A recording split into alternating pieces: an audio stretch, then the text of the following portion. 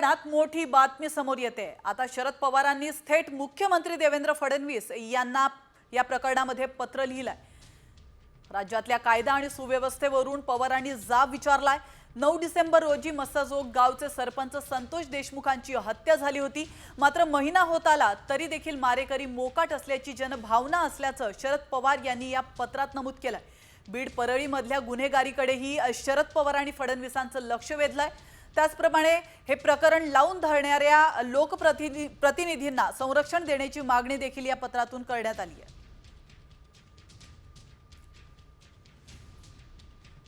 सरपंच हत्या प्रकरणाला महिना होत आला तरीही मारेकरी मोकाटच असल्याची जनभावना आहे। या पत्रामध्ये नेमकं काय नमूद करण्यात आलंय आपण पाहतोय। बीड परळीमध्ये या आधीही माणुसकीला काळीमा फासणाऱ्या अनेक घटना घडल्यात। गुंड प्रवृत्तीची पाळेमुळे खडून काढण्यासाठी राज्यातल्या लोकप्रतिनिधींची मागणी।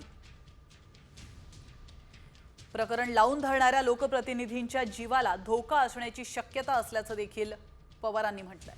मुख्यमंत्र्यांनी गांभीर्य लक्षात घेऊन या लोकप्रतिनिधींना संरक्षण द्यावं अशी मागणी देखील या पत्रात करण्यात आली आहे।